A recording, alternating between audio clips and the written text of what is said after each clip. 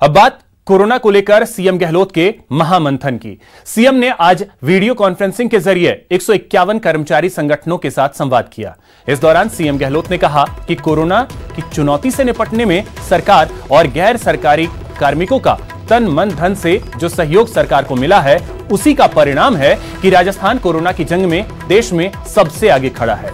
उन्होंने कहा कि कोरोना से लड़ाई अभी लंबी चलेगी, लेकिन आर्थिक गतिविधियों को पटरी पर लाना जरूरी है। इसके लिए सभी अधिकारी और कर्मचारी समर्पण भाव से काम करें। मुख्यमंत्री ने कहा कि संकट के इस समय में राजस्थान सतर्क है और कोई भूखा न सोए हमारा मूल मंत्र है। मुख्यमंत्री अशोक गहलोत ने वीसी के जरिए अलग अलग कर्मचारी संगठनों से बात की और उनसे कोरोना सहित अन्य विषयों पर चर्चा की। अजमेर में भी कर्मचारी महासंघ के पदाधिकारी इस वीसी में शामिल हुए और उन्होंने कोरोना सहित कर्मचारियों की समस्याओं से मुख्यमंत्री को अवगत कराया।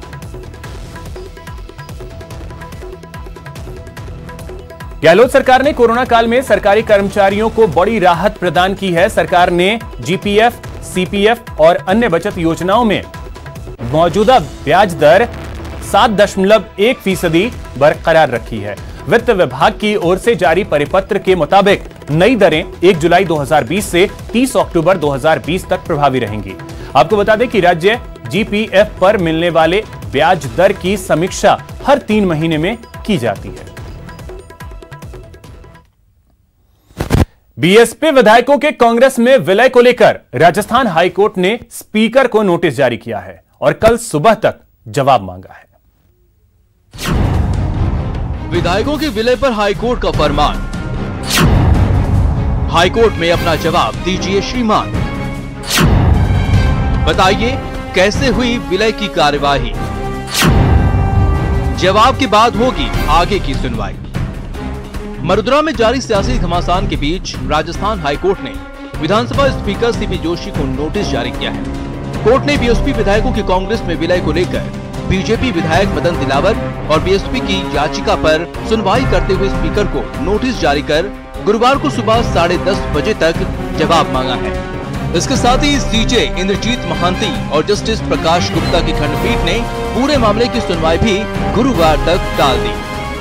हमारी माननीय जो डिवीजन बेंच में अपील की गई थी माननीय सिंगल जज के आदेश के खिलाफ, उसमें यही प्रार्थना की गई थी कि हमारे जो मेन ऑर्डर इम्प्यून ऑर्डर 18/9/2019 का, जिससे विधानसभा अध्यक्ष ने 6 भाजपा विधायकों का उसमें विलय किया है, वो अनकॉन्स्टिट्यूशनल है। इसको इसलिए इसका इफेक्ट रोका जाए, इसका स्टे किया जाए। तो माननीय न्यायालय ने उसमें अभी विधानसभा अध्यक्ष जो रेस्पॉन्ड नंबर 1 है हमारी अपील में, उनको नोटिस जारी किए हैं और उनको कल हाजिर होने के लिए बोला है। कल सुबह 10:30 बजे वापस सुनवाई के लिए केस को। हालांकि कोर्ट ने विलय के आदेश एक्स पार्टी स्टे देने से मना कर दिया। बहस के दौरान मदन दिलावर और बीएसपी के अधिवक्ताओं ने कहा कि इस मामले में पक्ष बनाए गए बीएसपी के विधायक बाड़ेबंदी में हैं, जिससे नोटिस की तामील नहीं हो पा रही है। ऐसे में जब तक मामला कोर्ट में है, तब तक बीएसपी के विधायकों को प्रोटेस्ट में हिस्सा लेने की अनुमति नहीं दी जाए।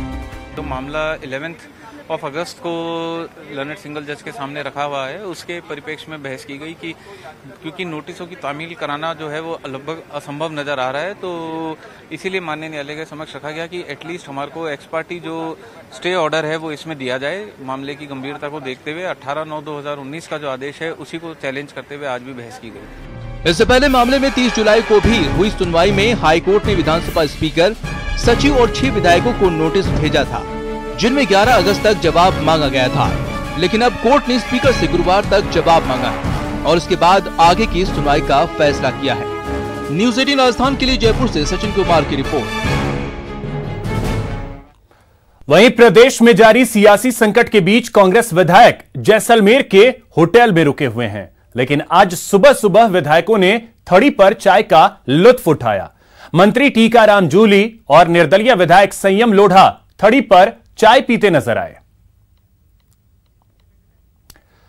वहीं जैसलमेर में ठहरे हुए कांग्रेस विधायकों का एक वीडियो सोशल मीडिया पर वही वीडियो वायरल हो रहा है जो अभी हमने आपको बताया कि टीकाराम जूली, संयम लोढ़ा चाय पीते थड़ी पर नजर आए।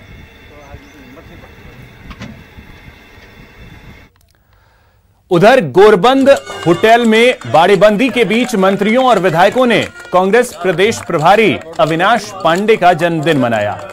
प्रदेश कांग्रेस अध्यक्ष गोविंद सिंह डोटासरा, उच्च शिक्षा मंत्री भंवर सिंह भाटी, मंत्री सालेह मोहम्मद ने अविनाश पांडे को केक खिलाकर जन्मदिन की बधाई दी। इस मौके पर कांग्रेस सचिव विवेक बंसल मौजूद रहे।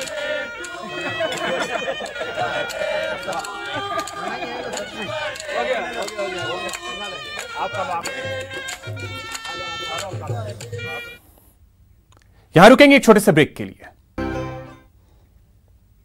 ब्रेक के बाद आपका स्वागत है। हड़ौती के मुकुंदरा टाइगर रिजर्व में बाघिन MT2 की मौत के बाद राज्य सरकार एक्शन में है और कड़ा कदम उठाते हुए मुकुंदरा हिल्स के फील्ड डायरेक्टर आनंद मोहन और DCF टी मोहन राज को APO कर दिया। बाघिन की मौत पर सरकार का बड़ा एक्शन। 2 अफसर APO, रेंजर और ACF का निलंबन। अब सरकार की कार्रवाई पर उठे सवाल। मुकुंदरा रिजर्व कैसे होगा बहाल? ऐसे कैसे बढ़ेगा बाघों का कुनबा? प्रदेश के मुकुंदरा हिल्स टाइगर रिजर्व में 2 सप्ताह के भीतर एक बाघ और एक बाघिन की मौत ने प्रदेशवासियों को हिलाकर रख दिया है। वन्य जीव प्रेमियों को आक्रोश से भर दिया है,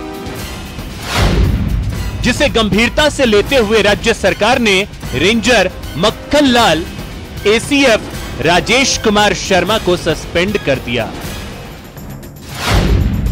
और टाइगर रिजर्व के फील्ड डायरेक्टर आनंद मोहन और DCF डॉक्टर टी मोहन राज को APO कर दिया है। साथ ही हाई लेवल कमेटी को मामले की जांच सौंप दी गई है। इस बीच बाघिन MT2 के शव के पास घायल मिले शावक का इलाज किया जा रहा है, जबकि दूसरे शावक की तलाश में 80 से भी ज्यादा लोग शामिल हैं। दरअसल बाघिन की मौत हो जाने के बाद लोकसभा अध्यक्ष ओम बिरला ने NTCA के डायरेक्टर से बात करके पूरे मामले की जांच करने के निर्देश दिए थे।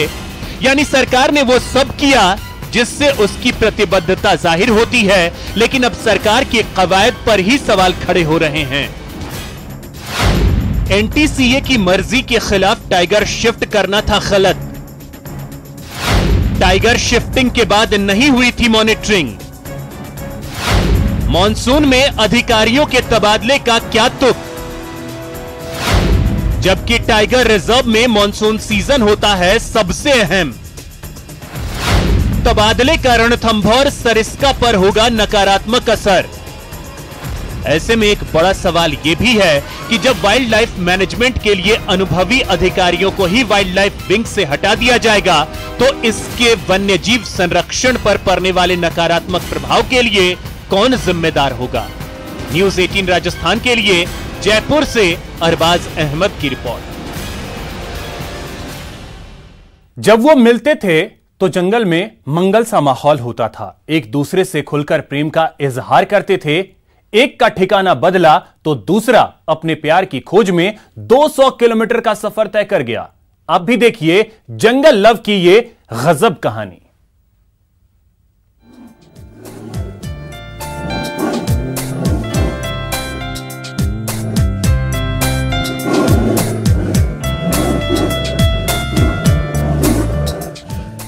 कुछ इसी अंदाज में उनकी मोहब्बत परवान चढ़ती थी। वो दिन के उजाले में दीवार के पास पहुंच जाता था और उसकी दीवानी दीवार की ओर दौड़कर चली आती थी। इस इश्किया के बीच वो जालिम दीवार जरूर थी, लेकिन 2 दिलों में उफनते जज्बात को कोई दीवार कैसे रोक पाती। दोनों घंटों ऐसे ही एक दूसरे से अपने प्यार का इजहार करते। मिलन मुमकिन न था, इसलिए मायूस होकर यूं ही लौट जाते।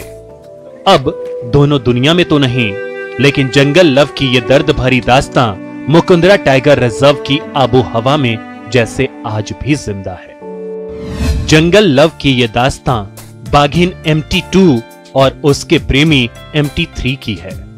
बेहद दिलचस्प है बाघ बाघिन की ये बेजोड़ प्रेम कहानी। रणथंभौर से T106 बाघिन को मुकुंदरा टाइगर रिजर्व में 18 दिसंबर 2018 को एनक्लोजर में शिफ्ट किया गया था। अपनी प्रेमिका की जुदाई जब बाघ से बर्दाश्त नहीं हुई तो 200 किलोमीटर का सफर तय कर T98 भी Mukundra tiger reserve Gagron range में प्रवेश कर गया। वन विभाग के अधिकारियों को जब इस लव स्टोरी का पता चला तो हैरान रह गए। दोनों के बीच की दूरी तो कम हो गई, लेकिन बदकिस्मती बरकरार रही। मुकुंदरा में दोनों के बीच ये लोहे की जाली रोड़ा बनी रही। फिर वो दिन आया जब 23 जुलाई को MT3 बाघ की आकस्मिक मौत हो गई और उसके 11 दिन बाद ही एनक्लोजर के अंदर बाघ की प्रेमिका MT2 बाघिन का शव पड़ा मिला। 31 जुलाई को उसकी भी मौत हो गई।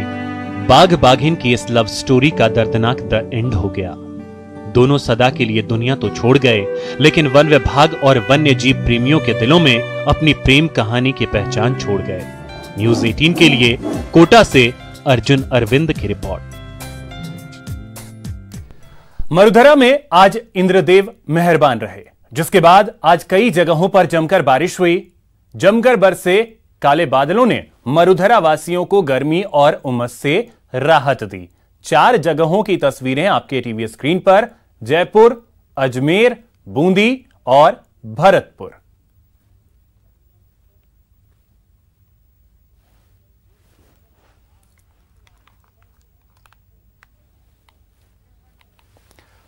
तो राजधानी जयपुर में आज दोपहर 12 बजे के बाद जमकर बारिश हुई, जिससे लोगों को तेज गर्मी और उमस से राहत मिली। हालांकि इस दौरान सड़कों पर पानी जम गया, जिससे आने जाने में लोगों को परेशानियों का सामना करना पड़ा।